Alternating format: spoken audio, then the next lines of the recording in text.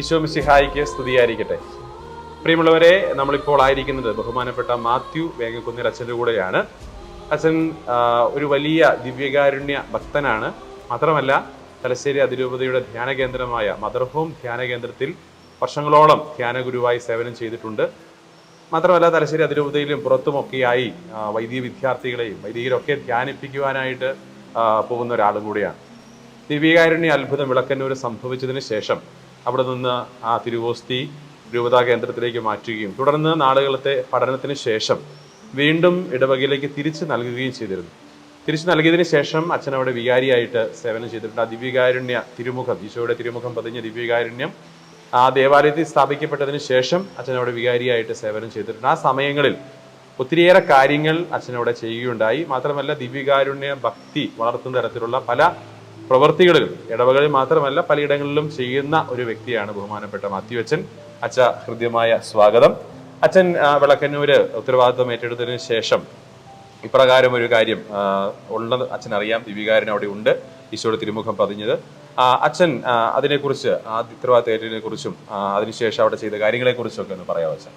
തീർച്ചയായിട്ടും. വിളക്കന്നൂർ ക്രിസ്തുരാജ ദേവാലയം ലോകത്തിൽ അറിയപ്പെടാൻ തുടങ്ങിയത് 2013 നവംബർ മാസം 15 വെള്ളിയാഴ്ച രാവിലെ മുതലാണ്. അന്ന് ലോകം അറിയപ്പെടാനുള്ള കാരണം, അന്ന് പരിശുദ്ധ കുർബാന രാവിലെ പ്രഭാത ബലി അർപ്പിക്കുന്ന സമയത്ത് റൂഹാക്ഷണ പ്രാർത്ഥന കഴിയുമ്പോൾ അർപ്പിക്കുന്ന തിരുവോസ്തിയിൽ ആദ്യം ഒരു കറുത്ത പാട് ബലിയർപ്പിച്ചുകൊണ്ടിരുന്ന ബഹുമാനപ്പെട്ട തോമസ് പതിക്കലച്ചൻ കാണുകയും അല്പസമയം കഴിയുമ്പോഴേക്കും തിരുവോസ്തിയിൽ അത് പടരുകയും അവിടെ ഈശോയുടെ തിരുമുഖം തെളിഞ്ഞ് വരികയും ചെയ്തു. അത് കുർബാനയിൽ പങ്കെടുത്ത 62 പേരും അത് കാണുകയും തുടർന്ന് അത് എല്ലാവരും അറിഞ്ഞ് പെട്ടെന്ന് തന്നെ 10,000 അവിടേക്ക് ഓടിയെത്തുകയും ചെയ്ത ഒരു സാഹചര്യമുണ്ടായി. അതായിരുന്നു ഇതിൻ്റെ എല്ലാം തുടക്കം. ഈ അത്ഭുതം നടന്നത് 2013 നവംബർ 15 വെള്ളിയാഴ്ചയാണെങ്കിൽ 2 ദിവസങ്ങൾക്ക് ശേഷം ഞായറാഴ്ച 17-ാം തീയതി അതിരൂപതാധ്യക്ഷ നിർദ്ദേശപ്രകാരം ഉപരിപഠനത്തിനും നിരീക്ഷണത്തിനും വേണ്ടി തലശ്ശേരിയിലേക്ക് കൊണ്ടുപോയി. അവിടെ 5 വർഷങ്ങൾ ആ നിരീക്ഷണങ്ങൾക്കെല്ലാം ശേഷം വീണ്ടും ഈ തിരുവോസ്തിയിൽ യാതൊരു മാറ്റവും വന്നിട്ടില്ല എന്ന് തിരിച്ചറിഞ്ഞ് അത് അസാധാരണമായ സംഭവമാണ് എന്ന് മനസ്സിലാക്കിയ സഭാധികാരികൾ തിരിച്ച് വിളക്കന്നൂരേക്ക് കൊടുത്തുവിടുകയും ഇവിടെ പൊതുവണക്കത്തിനായി സ്ഥാപിക്കുകയും ചെയ്തു. 2018 സെപ്റ്റംബർ മാസം 21-ാം തീയതി അന്ന് വിളക്കന്നൂർ ഇടവകയുടെ ബഹുമാനപ്പെട്ട വികാരിയായ ജേക്കബ് കുറ്റിക്കാട്ടുന്നേലച്ചൻ്റെ നേതൃത്വത്തിൽ ഇടവക സമൂഹവും അതുപോലെ അയൽ പ്രദേശത്തുള്ള വിശ്വാസികളും ചേർന്ന് വളരെ ആഘോഷമായി ഈ തിരുശേഷിപ്പ് വിളക്കന്നൂർ കൊണ്ടുവരികയും അത് അവിടെ പ്രതിഷ്ഠിക്കുകയും തുടർന്നുള്ള നാളുകളിൽ ധാരാളം ആളുകൾ ഈ തിരുശേഷിപ്പിൻ്റെ അടുക്കൽ വന്ന് പ്രാർത്ഥിക്കുവാൻ വേണ്ടി അവിടെ വരികയും ചെയ്തിരുന്ന ഒരു കാലഘട്ടത്തിലാണ് 2019 മെയ് മാസം ഞാൻ അവിടെ വരാനായിട്ട് ഇടയായത്. അവിടെ വരാൻ കഴിഞ്ഞത് വളരെ ചാരിതാർത്ഥ്യം നൽകുന്ന എൻ്റെ ജീവിതത്തിലെ പ്രധാനപ്പെട്ട കാര്യമായി ഞാൻ ഇന്നും കണക്കാക്കുന്നു. അവിടെ വെച്ച് ചെയ്യാൻ ഇടയായ കുറച്ച് കാര്യങ്ങൾ പങ്കുവയ്ക്കാൻ കൂടെ ഈ സമയം ഞാൻ വിനിയോഗിക്കുകയാണ്. സൂചിച്ച പരിശുദ്ധ കുർബാനയിലുള്ള സജീവമായ സാന്നിധ്യത്തെ എപ്പോഴും ഉറപ്പിക്കുന്നതിന് വേണ്ടിയാണ് സഭയിൽ ദിവ്യകാരുണ്യ അത്ഭുതങ്ങൾ നടന്നിട്ടുള്ളത്. അത് സഭയുടെ ആരാധനാക്രമത്തോടും സഭയുടെ ബലിയോടും പരിശുദ്ധ കുർബാനയിലെ ഈശോയുടെ തിരുസാന്നിധ്യത്തെ കൂടുതൽ ഉറപ്പിക്കുവാനും വേണ്ടി ചില അടയാളങ്ങൾ എന്ന നിലയിലാണ് ലോകത്ത് ഇതുവരെയുള്ള എല്ലാ ദിവ്യകാരുണ്യ അത്ഭുതങ്ങളും നടന്നത്. അത്തരം ദിവ്യകാരുണ്യ അത്ഭുതങ്ങളിൽ ഒന്നായി ഇത് പരിഗണിക്കപ്പെട്ടുകൊണ്ടാണ് അവിടെ ആളുകൾ വന്ന് പ്രാർത്ഥിക്കുകയും ആരാധിക്കുകയും ഒക്കെ ചെയ്തുകൊണ്ടിരുന്നത്. യെസ്, താങ്ക് യു അച്ഛൻ. അപ്പം തുടർന്ന് നമുക്ക് കാണാനായിട്ട് സാധിക്കും അച്ഛൻ തീർച്ചയായിട്ടും അതിനെക്കുറിച്ച് വളരെ കൃത്യമായൊരു വിവരണം നൽകിയിട്ടുണ്ട്. ഞാനും പറഞ്ഞുകൊണ്ടിരുന്നത് നവംബർ 13 എന്നാണ് ഞാൻ സൂചിപ്പിക്കുന്നത്. കാരണം റോമിൽ നിന്ന് കിട്ടിയ റിപ്പോർട്ട് അനുസരിച്ച് നവംബർ 13 ഒരു ഡേറ്റിലാണ് റിപ്പോർട്ട് ഉണ്ടായിരുന്നത്. അച്ഛൻ പറഞ്ഞപ്പോഴാണ് നവംബർ 15 എക്സാക്ട്ലി നടന്നത് എന്നുള്ളത് കൃത്യമായിട്ട് അറിയാനായിട്ട് സാധിച്ചു. അതൊരു തിരുത്തലായിട്ട് പറയാനായിട്ട് ആഗ്രഹിക്കുകയാണ്. നവംബർ 15 2013 നവംബർ 15 ഈ ഒരു അത്ഭുതം നടക്കപ്പെട്ടത് എന്നുള്ളത് അത് തിരുത്തലായിട്ട് സൂചിപ്പിക്കുകയാണ്. അച്ഛാ, മാത്രമല്ല ദിവികാരുണ്യ അത്ഭുതം പലതരത്തിൽ നമ്മൾ കാണുന്നുണ്ട്. ഈശോയുടെ തിരുശരീരം അത് മാംസമായി മാറുന്നു, ഇല്ലെങ്കിൽ അത് രക്തമായി മാറുന്നു, അങ്ങനെയുള്ള കാര്യങ്ങൾ കാണും. പക്ഷെ ഇവിടെ സംഭവിച്ചത് ഈശോയുടെ തിരുമുഖമാണ് അതിൽ പതിഞ്ഞത്. അതിനൊരു മാറ്റവും സംഭവിച്ചിട്ടില്ല. പഠനങ്ങൾ പറയുന്നത് അന്നുണ്ടായിരുന്ന തിരുവോസ്തി അതേപോലെ തന്നെ ഇപ്പോഴും കണ്ടിന്യൂ ചെയ്യുന്നു. അതിന്റെ ഫോമിലോ ഒന്നും വ്യത്യാസം സംഭവിച്ചിട്ടില്ല എന്ന് പറയും. എന്താണ് ഈ പറയുന്ന ഒരു വ്യത്യാസം, എന്താണ് ഇതിനെ വ്യത്യസ്തമാക്കുന്നതെന്നും കൂടെ അച്ഛൻ പറയാൻ സാധിക്കും? ലോകത്ത് ഇതുവരെ സഭ ഔദ്യോഗികമായി അംഗീകരിച്ചിട്ടുള്ള 139 ദിവ്യകാരുണ്യ അത്ഭുതങ്ങളാണ് ഉള്ളത്. വിളക്കന്നൂരത്തേത് 140ാമത്തെ ദിവ്യകാരുണ്യ അത്ഭുതമായിട്ടാണ് വരുന്ന മെയ് മാസം 31-ാം തീയതി ഔദ്യോഗികമായി പ്രഖ്യാപിക്കുന്നത്.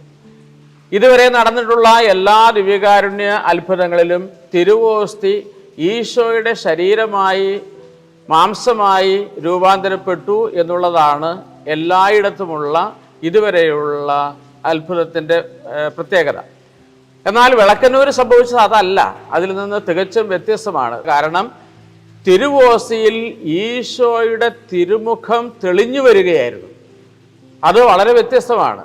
അത് മാംസമായി ബാഹ്യരൂപത്തിൽ മാറ്റം വന്ന് ഈശോയുടെ തിരുശരീരമായി രൂപമെടുക്കുകയല്ല. അതിനപ്പുറത്ത് തിരുവോസ്തിയിൽ സത്യമായും ഈശോ ഉണ്ട് എന്ന് സ്ഥാപിക്കുന്നതിന് വേണ്ടി, തെളിയിക്കുന്നതിന് വേണ്ടിയുള്ള അടയാളം എന്ന പോലെ അതിൽ ഈശോയുടെ തിരുമുഖം തെളിഞ്ഞു വന്നു.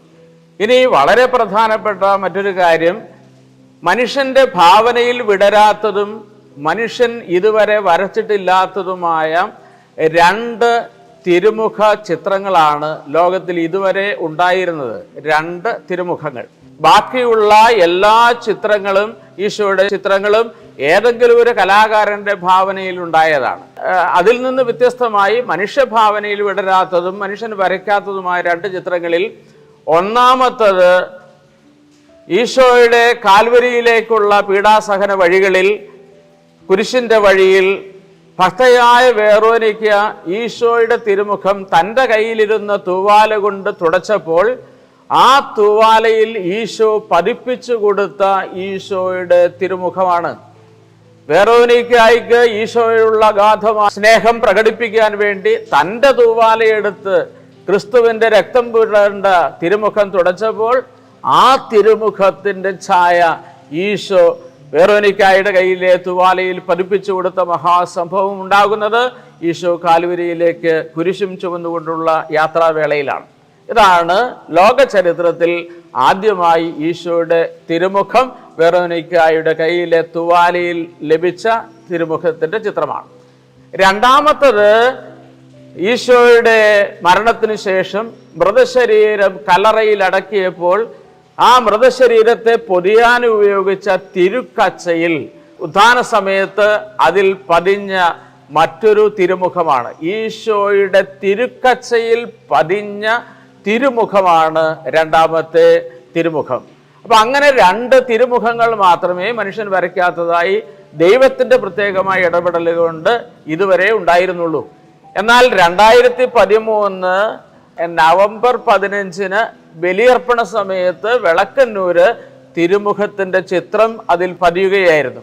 എന്ന് പറഞ്ഞാൽ തിരുമുഖത്തിന്റെ വളരെ പ്രധാനപ്പെട്ട ഒരു ചിത്രമായി ഇത് ലോകം മുഴുവൻ അറിയുകയും യഥാർത്ഥത്തിൽ ഈശോ എങ്ങനെയായിരുന്നു, ഈശോയുടെ രൂപം എന്തായിരുന്നു എന്ന് മനസ്സിലാക്കാൻ ആധുനിക കാലഘട്ടത്തിൽ ഏറ്റവും സഹായകമായ ശ്രദ്ധേയമായ ഒരു രൂപമായി അത് മാറുകയാണ്.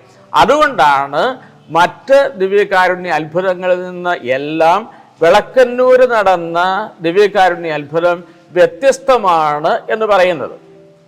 തീർച്ചയായിട്ടും അച്ഛൻ തീർച്ചയായിട്ടും ഈ പറഞ്ഞ തിരുമുഖങ്ങൾ, അതായത് വേറോനിക്കായി ദൈവം കൊടുത്ത ആ തുണിയിൽ പതിഞ്ഞ തിരുമുഖം, അതിനുശേഷം തിരുക്കച്ചയിലുള്ള തിരുമുഖം, ഇപ്പോൾ ദിവ്യകാരുണ്യ അത്ഭുതത്തിൽ ഈശോയുടെ തിരുമുഖം, അച്ഛൻ ഇത് കമ്പയർ ചെയ്ത് നോക്കിയിട്ടുണ്ടോ? അല്ലെങ്കിൽ ഇത് 3 ചിത്രങ്ങൾ താരതമ്യം ചെയ്ത് നോക്കിയിട്ടുണ്ടോ? അത് വളരെ പ്രധാനപ്പെട്ട ഒരു ചോദ്യമാണ്. ഞാൻ പറയാൻ ഏറ്റവും അധികം ആഗ്രഹിക്കുന്ന വിഷയവും അത് തന്നെയാണ്. ഈ തിരുമുഖത്തിൻ്റെ അടുക്കൽ വിളക്കന്നൂർ ഇടവകയിൽ വികാരിയായി വന്നതിന് ശേഷം എത്രയോ ദിവസങ്ങളും മണിക്കൂറുകളും ഈ തിരുമുഖത്തിൻ്റെ മുൻപിൽ ഞാൻ ഇരുന്നിട്ടുണ്ട്.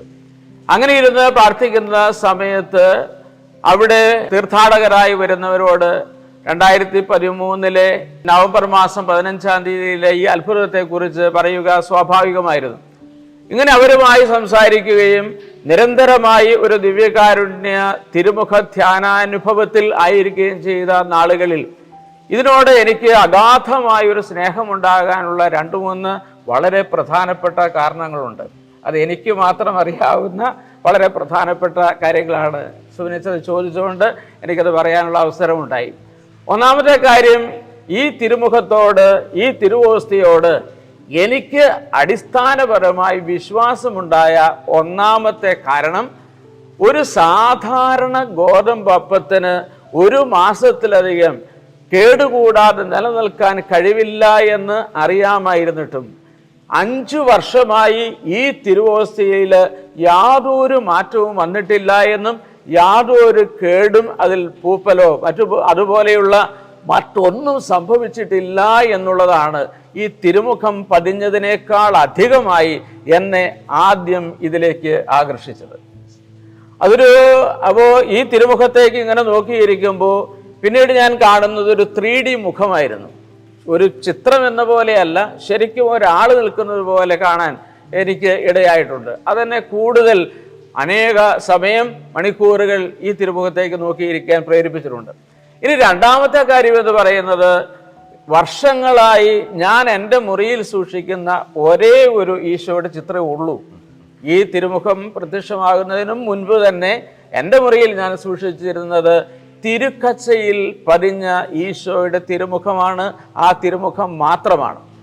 അപ്പോൾ ഈശോയുടെ തിരുമുഖത്തേക്ക്, തിരുവോസ്തിയിൽ പതിഞ്ഞ തിരുമുഖത്തേക്ക് നോക്കിയിരിക്കുമ്പോൾ എനിക്ക് വളരെ പെട്ടെന്ന് ഈശോയുടെ തിരുമുഖത്തിൻ്റെ ചിത്രം ഈ തിരുവോസ്തിയിൽ പതിഞ്ഞതും 2000 വർഷങ്ങൾക്ക് മുൻപ് തിരുക്കച്ചയിൽ പതിഞ്ഞ ഈശോയുടെ തിരുമുഖവും ഒരേ വ്യക്തിയുടെ 2 ഭാവങ്ങളുള്ള മുഖങ്ങളാണ് എന്ന് മനസ്സിലായി. അതെൻ്റെ ജീവിതത്തെ വല്ലാതെ മാറ്റിമറിച്ച സംഭവമാണ്. കാരണം ഇത് രണ്ടും ഒന്നാണെങ്കിൽ യഥാർത്ഥത്തിൽ തിരുമുഖത്തെക്കുറിച്ച്, തിരുക്കച്ചയിലെ തിരുമുഖത്തെക്കുറിച്ച് എന്തുമാത്രം ശാസ്ത്രീയമായ പഠനങ്ങൾ ഇതിനു മുമ്പ് നടത്തിയിട്ടുണ്ട്. അത് സത്യമാണെന്ന് സഭ അംഗീകരിക്കുകയും ചെയ്തിട്ടുണ്ട്. അങ്ങനെയെങ്കിൽ വിളക്കന്നൂർ സംഭവിച്ചതും സത്യമാണ് എന്ന് എനിക്ക് ബോധ്യമായി. ഇനി മൂന്നാമതായി, ഈശോയുടെ തിരുമുഖത്തിൻ്റെ മുൻപിൽ ഇരുന്ന് പ്രാർത്ഥിച്ച അനേക ആളുകൾ പിന്നീട് അവരുടെ ജീവിതത്തിൽ സംഭവിച്ച അത്ഭുതകരമായ ദൈവിക ഇടപെടലുകളെ കുറിച്ച് നേരിട്ട് പറയുകയും പലരും അത് എൻ്റെ കയ്യിൽ എഴുതി തരികയും ചെയ്തിട്ടുണ്ട്. അത് ഞാനൊരു ഫയലായി വിളക്കന്നൂർ പള്ളിയിൽ സൂക്ഷിച്ചിട്ടുമുണ്ട്. അപ്പോൾ അനേകരുടെ സാക്ഷ്യങ്ങൾ മൂന്നാമതായി എന്നെ ഇത് സത്യമാണ് എന്ന് വിശ്വസിക്കാൻ പ്രേരിപ്പിച്ചിട്ടുണ്ട്. നാലാമതായി, വളരെ സാന്ദർഭികമായി ദൈവം ഈ തിരുമുഖത്തിൻ്റെ മുൻപിലിരിക്കുമ്പോൾ എന്നെ വഴി നടത്തിയ ഒരുപാട് അനുഭവങ്ങളുണ്ട്. അതിലൊന്നാണ് തിരുമുഖ ഭക്തിയെക്കുറിച്ചുള്ള അറിവ്.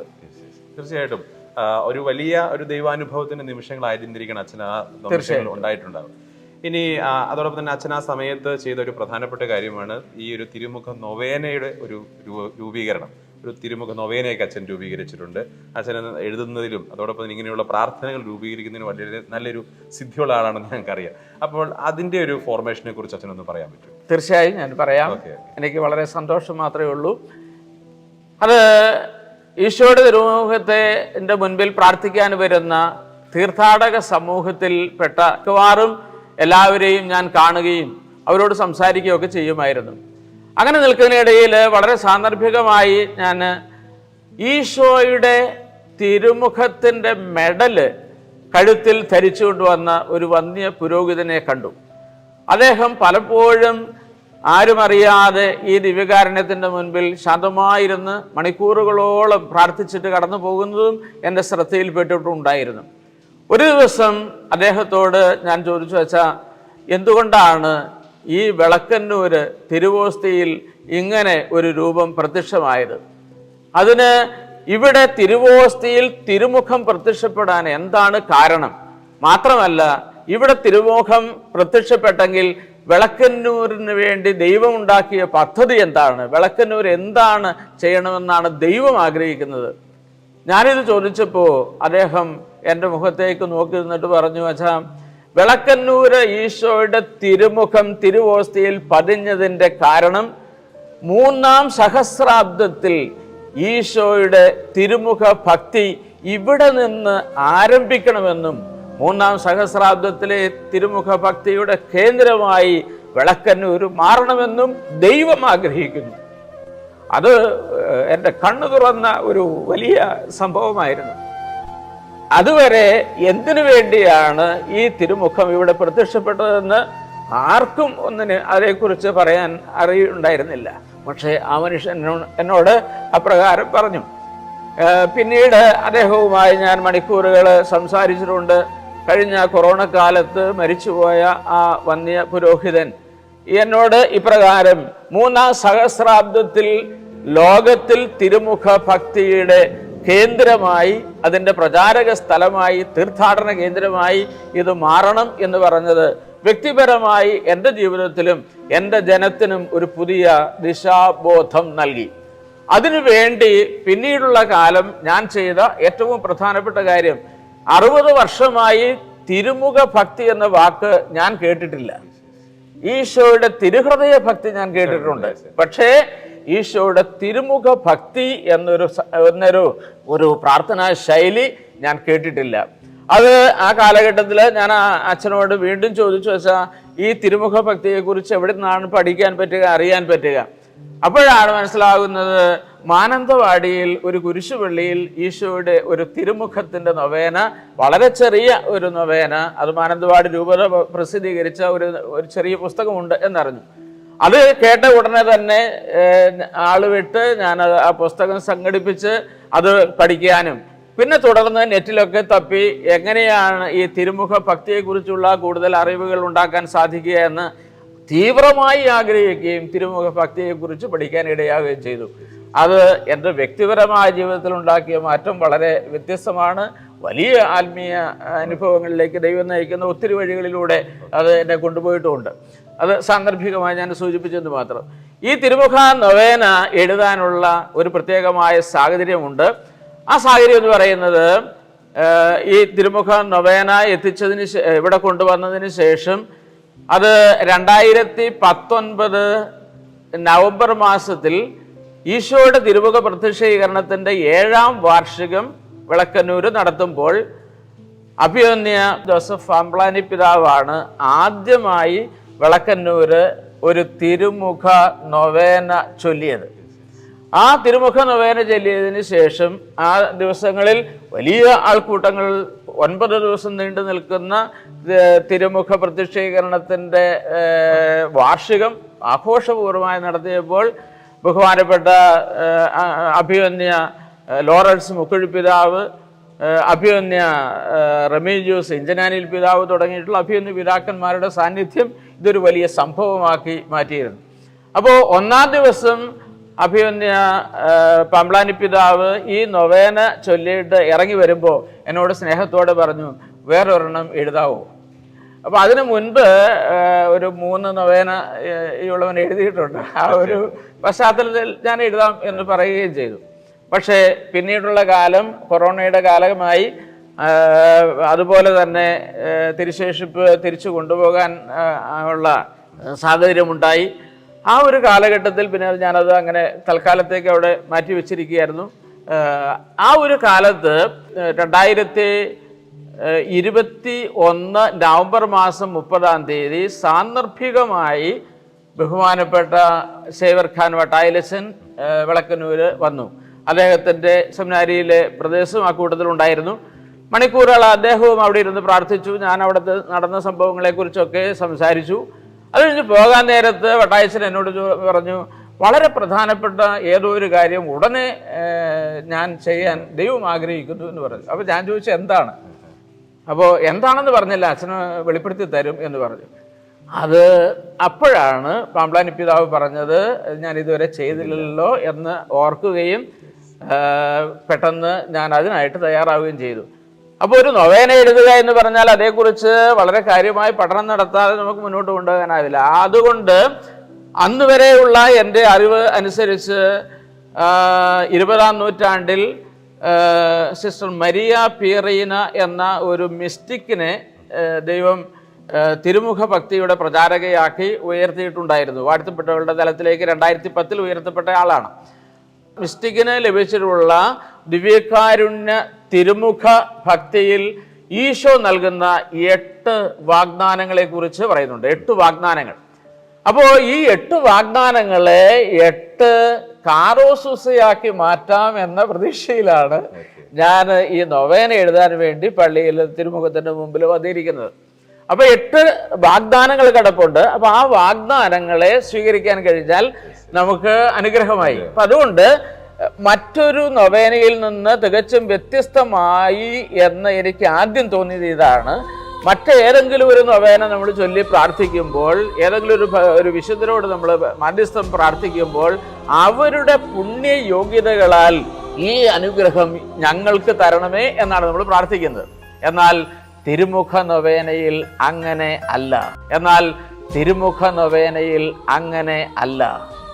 ഈശോ മിശിഹായുടെ വാഗ്ദാനങ്ങളിൽ പരിപൂർണമായി ആശ്രയിച്ചുകൊണ്ട് ആ വാഗ്ദാനം എനിക്ക് തരണമേ എന്ന് തമ്പുരാന്റെ മുൻപിൽ പ്രാർത്ഥിച്ചാൽ അത് തരാതിരിക്കാൻ ദൈവത്തിനാവില്ല എന്ന ബോധ്യമുള്ളത് കൊണ്ട് ഈശോ മിശിഹായുടെ വാഗ്ദാനങ്ങളിൽ മാത്രം ശരണപ്പെട്ടുകൊണ്ട് 8 കാരോസൂസ എഴുതി. ആ 8 കാരോസൂസ നൊവേനയിൽ ഇപ്പോഴും നമുക്ക് പ്രാർത്ഥിക്കാനായിട്ട് സാധിക്കും. പിന്നീട് കാരോസൂസ പ്രാർത്ഥനകൾ എഴുതിയതിന് ശേഷം ബാക്കി തുടർന്ന് എങ്ങനെ മുന്നോട്ട് കൊണ്ടുപോകണമെന്നതിനെ കുറിച്ച് ആലോചിച്ചുകൊണ്ടിരിക്കുമ്പോഴാണ് ഒരു 2-3 വർഷങ്ങൾക്ക് മുൻപ് ഒരു പാതിരാവിൽ ചാടി എഴുന്നേറ്റ് എഴുതിയ ഒരു പാട്ട്. ഞാനൊരു പാട്ട് എഴുതുന്ന ആളൊന്നും അല്ല, അതിന് മുമ്പോട്ട് എഴുതിയിട്ടുമില്ല. പക്ഷെ ഒരു ദിവസം രാത്രി ഒരു 2 മണിക്ക് വളരെ സാന്ദർഭികമായി പെട്ടെന്ന് കവിത മനസ്സിലേക്ക് കയറി വന്നപ്പോൾ ഒരു കഷ്ണം പേപ്പർ എടുത്ത് ഞാൻ അപ്പോൾ തന്നെ എഴുതി. ഒരു 5 മിനിറ്റ് കൊണ്ട് അത് എഴുതി ഞാൻ ശാന്തമായി കിടന്നുറങ്ങി. അതിൻ്റെ ഒരർത്ഥം യഥാർത്ഥത്തിൽ എൻ്റെ ബുദ്ധിയോ എൻ്റെ ഭാവനയോ എൻ്റെ കഴിവോ അതിൽ ഇല്ല. വർണ്ണനാതീതമാം ദൈവത്തിൻ ദാനമേ, ഓ ദിവ്യ കാരുണ്യമേ, കൊല്ലപ്പെട്ടിട്ടും നിൽക്കുന്ന കുഞ്ഞാടെ ആരാധന, അങ്ങേക്ക് ആരാധന എന്ന പാട്ട് ഒരു രാത്രിയിൽ ഇങ്ങനെ എഴുതിയതാണ്. ആ പാട്ട് എഴുതിയത് 4-5 വർഷങ്ങൾക്ക് മുൻപ് ഞാൻ ഓടന്തോടുള്ള കാലത്താണ്. പക്ഷേ ആ ഗാനം പെട്ടെന്ന് ഈ നൊവേനയുടെ ആദ്യത്തെ പ്രാരംഭ ഗാനമാക്കിയിടാൻ ഇടയായി. അതൊരു വലിയ ചേഞ്ചായിരുന്നു. പിന്നീടുള്ളത് എല്ലാം ദൈവം എങ്ങനെ ഒരു വ്യക്തിയുടെ തൂലികയെ ചലിപ്പിക്കും എന്ന് അത്ഭുതത്തോടെ മാത്രമേ എനിക്കത് പറയാനായിട്ട് പറ്റുള്ളൂ. അപ്പോൾ ബൈബിളിൻ്റെ താളുകളിലൂടെ കടന്നു വരുമ്പോൾ ഈശോയുടെ തിരുമുഖങ്ങൾ ഏതൊക്കെയാണ് എന്നാണ് എൻ്റെ തലയിൽ ആദ്യം കയറിയ ചിന്ത. അതിനു വേണ്ടിയിട്ട് ചെയ്തത് പ്രവാചക കാലഘട്ടം മുതൽ ജനം പ്രതീക്ഷിച്ചിരുന്ന ആ മിശിഹായുടെ മുഖം, അവിടെ മുതൽ ഇങ്ങനെ ഈശോയുടെ വ്യത്യസ്തമായിട്ടുള്ള 75 ഭാവങ്ങൾ ആണ് എഴുതിയത്. ഇതിൽ 74 എണ്ണം എഴുതാൻ എനിക്ക് 2 മണിക്കൂർ മതിയായിരുന്നു. അതെങ്ങനെ ഇത്ര സ്പീഡിൽ ഇത് എഴുതിപ്പോയി എനിക്ക് ഇന്നും ഒരു അത്ഭുതമായി തോന്നുകയാണ്. എന്നാൽ അവസാനത്തെ 75-ാമത്തെ 74 കഴിഞ്ഞപ്പോൾ അതൊന്ന് ഒരു നമ്പർ ഒന്ന് പൂർത്തീകരിക്കട്ടെ, ഒരെണ്ണം എഴുതാമെന്ന് ഞാൻ കരുതിയിട്ട് 2 ദിവസം കഴിഞ്ഞിട്ടാണ് എനിക്ക് ആ 75-ാമത്തെ എഴുതാൻ പറ്റിയത്. അത് വെളിപാട് പുസ്തകത്തിൽ നിന്ന് ആയിരുന്നവനും ആയിരിക്കുന്നവനും വരുവാനിരിക്കുന്നവനും സർവശക്തനുമായ ഈശോയുടെ ആരാധ്യമായ തിരുമുഖമേ ഞങ്ങളോട് കരുണയായിരിക്കണമെന്ന് എഴുതി ആ ചാപ്റ്റർ ക്ലോസ് ചെയ്യുകയായിരുന്നു. പിന്നീട് അതിൻ്റെ പ്രിൻറ്റിങ്ങിലേക്ക് വന്നപ്പോൾ ദൈർഘ്യം കൂടിപ്പോയത് കൊണ്ട് അത് 50 എണ്ണമാക്കി മാറ്റി. ഈശോയുടെ വ്യത്യസ്തമായിട്ടുള്ള 50 മുഖഭാവങ്ങളാണ് ഇതിലെ ലുത്തിനിയായിൽ ഉൾപ്പെടുത്തിയിരിക്കുന്നത്. മനോഹരമായിട്ട് മറ്റു പ്രാർത്ഥനകളും ഗാനങ്ങളും കൂട്ടിച്ചേർത്ത് അത് പ്രിന്റ് ചെയ്യാനിടയായി. അതിൻ്റെ 3rd എഡിഷൻ ഇപ്പോഴും ഇറങ്ങിയിട്ടുണ്ട്.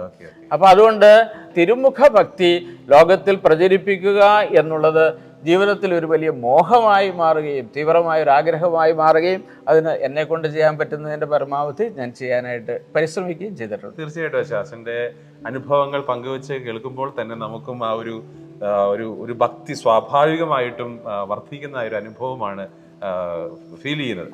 കാരണം നമുക്കറിയാം, ഒരു ദൈവസന്നിധിയിൽ ഇരുന്ന് പ്രാർത്ഥിക്കുന്ന വ്യക്തിയോട് സംസാരിക്കുമ്പോൾ നമുക്ക് ആ ഒരു വ്യത്യസ്തത അനുഭവവേദ്യമാവും. തീർച്ചയായിട്ടും അച്ഛനോട് സംസാരിക്കുമ്പോഴും ഈ ഒരു ഫീലിംഗ് ഇന്റർവ്യൂ ചെയ്യുന്ന എനിക്ക് തന്നെ അത് അനുഭവവേദ്യമാകുന്നുണ്ട്. അവസാനമായി വെച്ചാൽ നമ്മൾ ഈ ഒരു ദിവ്യകാരുണ്യം തുടർ പഠനത്തിന് വേണ്ടി പിന്നീട് നമ്മൾ റോമിലേക്ക് അയക്കുന്നുണ്ട്. അത് അച്ഛൻ്റെ സമയത്താണല്ലോ നടക്കുന്നത്. അപ്പോൾ അത് എന്തുകൊണ്ടാണ് വീണ്ടും റോമിലേക്ക് കൊണ്ടുപോകാൻ കാരണമായത്? അതിനകത്ത് എന്താണ് എന്നുള്ളത് അച്ഛൻ പറയാം. അത് ഒരു വലിയ ദൈവ നിയോഗമായി ഞാൻ കാണുന്നു. ഞാൻ അങ്ങനെ പറയാൻ ഒരു കാരണമുണ്ട്. ദിവ്യകാരുണ്യത്തിൻ്റെ മുൻപിൽ പ്രാർത്ഥിക്കാൻ വേണ്ടി വരുന്ന തീർത്ഥാടകർ വളരെ ഭക്തിയോടെ അനേകർ പ്രാർത്ഥിച്ച് കടന്നു പോകുന്ന, അനുഗ്രഹം പ്രാപിച്ച് കടന്നു പോകുന്നത്, നൊവേനയിൽ പങ്കെടുത്ത് അനുഗ്രഹങ്ങൾ പ്രാപിക്കുന്നത് ഞാൻ കണ്ടിട്ടുണ്ട്.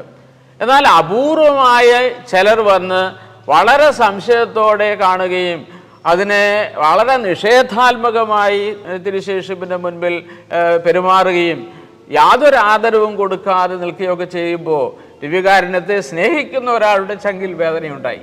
അപ്പോൾ ഇതെങ്ങനെയാണ് പരിഹരിക്കാൻ പറ്റുക? അതായിരുന്നു പിന്നീടുള്ള എൻ്റെ ഒരു വലിയ ചിന്ത. എന്ന് പറഞ്ഞാൽ, ഇനി ഒരാളും ഇതിനെ സംശയിക്കാത്ത വിധത്തിൽ ഔദ്യോഗികമായി സഭ ഇത് ദിവ്യകാരുണ്യ അത്ഭുതമാണ് എന്ന് സഭ പറയണം. സഭ പറയണമെങ്കിൽ അതിനു മുൻപ് ഇത് ശാസ്ത്രീയമായ പഠനങ്ങൾക്ക് വിഷയമാക്കണം. അപ്പം അതുകൊണ്ട് ജനക്കൂട്ടത്തിനിടയിൽ നിന്ന് വന്ന ചില വ്യക്തികളുടെ പെരുമാറ്റം എന്നെ വേദനിപ്പിച്ചപ്പോൾ ആത്മാർത്ഥമായി മറ്റൊരു പ്രാർത്ഥന മനസ്സിൽ രൂപപ്പെടുകയായിരുന്നു. ഒന്ന്, ശാസ്ത്രീയമായ പരീക്ഷണങ്ങൾ നടത്താനുള്ള അവസരം ഉണ്ടാകണം. രണ്ട്, അതിൻ്റെ പശ്ചാത്തലത്തിൽ സഭ ഔദ്യോഗികമായി ഇതുവരെ നടന്ന ദിവ്യകാരുണ്യ അത്ഭുതങ്ങൾ പോലെ ഇതും വിളക്കന്നൂര് നടന്ന ദിവ്യകാരുണ്യം യഥാർത്ഥത്തിൽ ഈശോയുടെ തിരുസാന്നിധ്യത്തെ വെളിപ്പെടുത്തുന്നതിന് വേണ്ടി ദൈവത്തിൻ്റെ പ്രത്യേകമായ ഇടപെടലാണ് എന്നത് സഭ ഔദ്യോഗികമായി പറയണം എന്നത് എൻ്റെ തീവ്രമായ ആഗ്രഹമായിരുന്നു. വ്യക്തിപരമായി പലരോടും ഞാൻ അതിനു വേണ്ടി നിയോഗം വെച്ച് പ്രാർത്ഥിക്കാൻ ആവശ്യപ്പെടുകയും ചെയ്തിട്ടുണ്ട്. അതിനിടയിലാണ് കാക്കനാട് സിനഡ് നടക്കുന്ന സമയത്ത് 2020 ജനുവരി മാസം 11-ാം തീയതി വിളക്കന്നൂരിൽ നിന്ന് ഈ തിരുവോസ്തി ഇടവക ജനത്തിൻ്റെ സമ്മതത്തോടുകൂടെ കാക്കനാട് എത്തിച്ചു തരണമെന്ന് പറഞ്ഞു. ജനത്തെ ഇത് നന്മയ്ക്ക് വേണ്ടിയാണെന്നും വിളക്കന്നൂർ ഇടവയിൽ അതിലൂടെ ലഭിക്കാൻ പോകുന്നത് വലിയ അനുഗ്രഹമാണെന്നും സംശയലേശമന്യേ ഈ തിരുവോസ്തിയിൽ എല്ലാവരും വിശ്വസിക്കുന്നത് കാണാനും അനുഗ്രഹങ്ങൾ പ്രാപിക്കാനും അതുപോലെ തന്നെ ലോകത്തിൽ അറിയപ്പെടുന്ന കേന്ദ്രമായി ഇത് വളരാനും ഇപ്പോൾ നാം തിരുവോസ്തി അഭിയന്ന പിതാക്കന്മാർ പറയുന്നതനുസരിച്ച് അക്ഷരാർത്ഥത്തിൽ കൊണ്ടുപോയി കൊടുക്കണമെന്ന് പറഞ്ഞത് എൻ്റെ ജനം വിശ്വസിച്ചു, എൻ്റെ ജനം കാത്തിരുന്നു, എൻ്റെ ജനം പ്രാർത്ഥിച്ചു. അതിൻ്റെ ഫലമാണ് യഥാർത്ഥത്തിൽ ഈ 31-ാം തീയതി സംഭവിക്കുന്നത്. തീർച്ചയായിട്ടും അത് വിളക്കന്നൂർ സമൂഹത്തിന് മാത്രമല്ല, ഞങ്ങൾക്കൊക്കെ നൽകുന്ന ആത്മനിർവൃതി, ഒരു സ്വപ്നത്തിൻ്റെ സാക്ഷാത്കാരമാണിത്. ആ സ്വപ്ന സാക്ഷാത്കാരം അതിൽ ഭാഗമാക്കാൻ കഴിഞ്ഞതിൽ ജീവിതത്തിൽ വലിയ സന്തോഷമുണ്ട്. ഞങ്ങൾക്കറിയാം, ഇതിലൂടെ അനേക ലക്ഷങ്ങൾക്ക് ദൈവത്തിൻ്റെ തിരുമുഖത്തോടുള്ള ഭക്തിയിൽ വളരാനും അങ്ങനെ തിരുമുഖ ഭക്തിയിലൂടെ ലോകത്ത് അനേക അത്ഭുതങ്ങൾ സംഭവിക്കാനും കൃപകൾ സ്വീകരിക്കാനും അങ്ങനെ പരിശുദ്ധ കുർബാനയെ സ്നേഹിക്കുവാനും പരിശുദ്ധ കുർബാനയിലുള്ള ഈശോയുടെ സജീവമായ സാന്നിധ്യത്തെ വിശ്വസിക്കാനും ഈശോയെ സത്യമായും അത് വ്യക്തിയാണെന്ന്, ഈശോ എന്ന വ്യക്തിയാണ് തിരുവോസ്തിയിൽ സന്നിഹിതനായിരിക്കുന്നതെന്ന് വിശ്വസിക്കാനും വിശ്വസിച്ച് ആരാധിക്കാനും വിശ്വസിച്ച് തിരുവോസ്തിയെ ദിവ്യകാരുണ്യത്തെ സ്നേഹിക്കാനും അങ്ങനെ ദിവ്യകാരുണ്യ പ്രേക്ഷിതരായി തീരാനും 3-ാം സഹസ്രാബ്ദത്തിലെ തിരുമുഖ ഭക്തിയുടെ കേന്ദ്രമായി ഈ പ്രദേശം മാറാനും അതുവഴി ലോകവും സഭയും ഈ പ്രദേശവും വളരാനും ഇടയാകുമെന്ന അതിനുള്ള അവസരം ഉണ്ടാക്കിയ ഇതിനെ ഓർത്ത് ഞാൻ ദൈവത്തിന് നന്ദി പറയുന്നു. അഭിയന്യ പിതാക്കന്മാർ ദൈവത്തിൻ്റെ നിയോഗം എന്താണെന്ന് മനസ്സിലാക്കി വളരെ ആത്മാർത്ഥമായി അതിനോട് സഹകരിച്ചിട്ടുണ്ട്. അതുപോലെ വിളക്കന്നൂർ ഇടവകയിലെ ദൈവജനം ഇതിൽ പൂർണ്ണമായി വിശ്വസിക്കുകയും അതിൻ്റെ വളർച്ചയ്ക്ക് വേണ്ടി തിരിച്ചുവരവിന് വേണ്ടി പ്രാർത്ഥനാപൂർവ്വം കാത്തിരിക്കുകയും ചെയ്തു. അങ്ങനെ ഒരു സ്വപ്നം സാക്ഷാത്കരിക്കപ്പെടുമ്പോൾ ധന്യമായി തീരുകയാണ് ഞങ്ങളുടെയൊക്കെ ജന്മങ്ങൾ. തീർച്ചയായിട്ടും അച്ഛൻ പറഞ്ഞതുപോലെ തന്നെ അച്ഛൻ അതൊരു ശാസ്ത്രീയ പഠനത്തിന് വിട്ടു നൽകണമെന്നുള്ള അച്ഛനൊരു ആഗ്രഹമുണ്ടായിരുന്നു. അത് ഒരു വലിയ കാര്യം തന്നെയാണ്. കാരണം നമുക്കറിയുന്ന ശാസ്ത്രത്തിൽ വിശ്വസിക്കുന്ന ആളുകളാണ് കൂടുതലായിട്ടുള്ളത്. അപ്പോൾ ഒരു അത്ഭുതം നടക്കും. നമുക്കറിയാം, എവിടെ അത്ഭുതം നടന്നാലും സംശയദൃഷ്ടിയോടെ വീക്ഷിക്കുന്ന ഒരു സമൂഹമുണ്ട്. നമുക്ക് സ്വാഭാവികമായിട്ട് അവരെ കുറ്റം പറയാനായിട്ട് സാധിക്കില്ല. കാരണം പല കബളിപ്പിക്കലും പറ്റിക്കലുകളും ഇതിൻ്റെ പേരിൽ നടക്കുന്നത് നമുക്കറിയാവുന്ന കാര്യമാണ്. അപ്പം അതുകൊണ്ട് തന്നെ ഔദ്യോഗികമായിട്ടുള്ള ശാസ്ത്രീയമായിട്ടുള്ള പഠനങ്ങൾ ഇതിനകത്ത് കലർപ്പില്ല, ഇത് തെറ്റായിട്ടുള്ളൊരു കാര്യമല്ല, അല്ലെങ്കിൽ ഇതിനകത്ത് മറ്റ് മാൽപ്രാക്ടീസുകളോ ഒന്നുമില്ല എന്ന് തെളിയിക്കപ്പെടേണ്ടത് അവരെക്കാൾ ഉപരി നമ്മുടെ ഒരു ആവശ്യം കൂടിയാണ്. കാരണം ദൈവനാമത്തിൽ അല്ലെങ്കിൽ ദൈവത്തിൻ്റെ പേരിൽ ഇപ്രകാരമുള്ള പറ്റിക്കലുകൾ ഒരിക്കലും ഒരിടത്തും ഉണ്ടാകാൻ പാടില്ല. ബഹുമാനപ്പെട്ട വലിയമറ്റം പിതാവ് സൂചിപ്പിച്ചൊരു കാര്യമാണ്, പല കബളിപ്പിക്കലും അല്ലെങ്കിൽ ഇപ്രകാരമുള്ള തെറ്റിദ്ധാരണകൾ പരത്തുന്ന തരത്തിലുള്ള കാര്യങ്ങളും അന്ന് കേരളത്തിൽ പലയിടങ്ങളിൽ നടന്നിരുന്നു എന്നുള്ളത്. അച്ഛനും വ്യക്തിപരമായ അനുഭവത്തിൻ്റെ അടിസ്ഥാനത്തിലാണ് ഇപ്രകാരം തുടർ പഠനം നടത്തുവാനായിട്ടും അച്ഛൻ മുതിർന്നത്. ആ പഠനത്തിൻ്റെ റിപ്പോർട്ടുകൾ പരിശോധിക്കുമ്പോൾ 99.6% സിമിലാരിറ്റി, അന്നും സംഭവിച്ച അതേ സിമിലാരിറ്റി ഇന്നും കണ്ടിന്യൂ ചെയ്യുന്നു എന്നാണ് പഠനം നമ്മളോട് പറഞ്ഞു വയ്ക്കുന്നത്. തീർച്ചയായിട്ടും അത് തന്നെ സൂചിപ്പിക്കുന്നത് എന്താണ്, ഇത് ഒരു പറ്റിക്കലോ അല്ലെങ്കിൽ ആരെങ്കിലും എന്തെങ്കിലും വരച്ചു വെച്ചതോ ഒന്നുമല്ല. ഇത് സത്യമായും തെളിയപ്പെട്ട ദൈവത്തിൻ്റെ ഒരു അടയാളമാണ് എന്നുള്ളത് തന്നെയാണ്. പ്രിയമുള്ള അച്ഛാ, ഇപ്രകാരം നമുക്കറിയാം, ഇതൊരു ക്രൈസ്തവ വിശ്വാസത്തെ വർദ്ധിപ്പിക്കുന്നതോടൊപ്പം തന്നെ മറ്റുള്ള ആളുകൾക്കും വിശ്വാസത്തിലേക്ക് കടന്നു വരാനായിട്ടുള്ളൊരു മാർഗമാണ്. നമ്മൾ ആരെയും നിഷേധിക്കാനോ ആരെയും തള്ളിപ്പറയാനോ ഒരു മതത്തെയും വിമർശിക്കാനോ കുറ്റപ്പെടുത്താനോ നമ്മൾ പോകാറില്ല. സത്യദൈവമായ മിശിഹായിൽ വിശ്വസിക്കുന്ന ഒരാളെ അല്ലെങ്കിൽ കടന്നു വരുന്ന ഒരാളെ പിടിച്ചാദ്യം നമ്മൾ അവനെ മാമൂസം ക്രിസ്ത്യാനിയാക്കാമെന്ന് നമ്മൾ ആരും പറയാറില്ല. അവനെ പഠിക്കാനും ഇപ്രകാരമുള്ള കാര്യങ്ങൾ മനസ്സിലാക്കാൻ അവസരം കൊടുത്തതിന് ശേഷം ഏറ്റവും അവസാനമാണ് പരിശുദ്ധ മാമോദീസ നമ്മൾ അവന് കൊടുക്കുന്നത്. അച്ഛൻ ഉണ്ടായിരുന്ന അവസരങ്ങളിൽ മറ്റ് മതസ്ഥരായിട്ടുള്ള ആളുകൾ ധാരാളം അവിടെ സന്ദർശനം നടത്തിയിട്ടുണ്ടാകാം, അച്ഛനോട് സംസാരിച്ചിട്ടുണ്ടാകാം. അവർക്ക് ഇതിനോടുള്ള സമീപനം എപ്രകാരമായിരുന്നു എന്ന് അച്ഛനോട് പറയാൻ പറ്റും? തീർച്ചയായും അനേകർ വന്നിട്ടുണ്ട്. വ്യത്യസ്തമായ മതവിഭാഗങ്ങളിൽപ്പെട്ടവർ ധാരാളം വരാറുണ്ട്. ഇപ്പോഴും പ്രത്യേകിച്ച് വിളക്കന്നൂർ പ്രദേശത്തുള്ള മറ്റ് മതത്തിൽപ്പെട്ടവർ അവിടെ വന്ന് പ്രാർത്ഥിക്കുന്നത് ഞാൻ കണ്ടിട്ടുണ്ട്. അതുപോലെ തിരുനാൾ ആഘോഷങ്ങളിലൊക്കെ അവരുടെ സജീവമായ സാന്നിധ്യം ഞാൻ ശ്രദ്ധിക്കുകയും ചെയ്തിട്ടുണ്ട്. ഇവർക്കൊക്കെ വിളക്കന്നൂര് ദിവ്യകാരുണ്യ അത്ഭുതത്തോട് ആത്മാർത്ഥമായ സ്നേഹവും ആദരവും എല്ലാം ഉണ്ട്. പിന്നെ ഇതേക്കുറിച്ചൊക്കെ പറയുകയും നമ്മളത് എങ്ങനെ എടുക്കുന്നു അതിനെ ആശ്രയിച്ചാണ് ബാക്കി കാര്യങ്ങൾ. ഒറ്റ കാര്യം കൊണ്ട് പറഞ്ഞ് ഞാനത് അവസാനിപ്പിക്കാം. അത് മറ്റൊന്നുമല്ല, കഴിഞ്ഞ 2.5 വർഷമായി ICUവിൽ ഞാൻ കിടന്ന 7 ദിവസമല്ലാതെ ബാക്കി എല്ലാ ദിവസവും രാവിലെ ഈ ജപമാല ചൊല്ലിക്കൊണ്ടാണ്, ഈ നൊവേന ചൊല്ലിക്കൊണ്ടാണ് ഞാൻ ഏൽക്കുന്നത്. ഈ നൊവേന ചൊല്ലിക്കൊണ്ടാണ് ഞാൻ ഉറങ്ങാൻ കിടക്കുന്നത്. എനിക്കത്രയും വിശ്വാസം ഈ നൊവേനയിലും അതിൻ്റെ ഫലസിദ്ധിയിലുമുണ്ട്.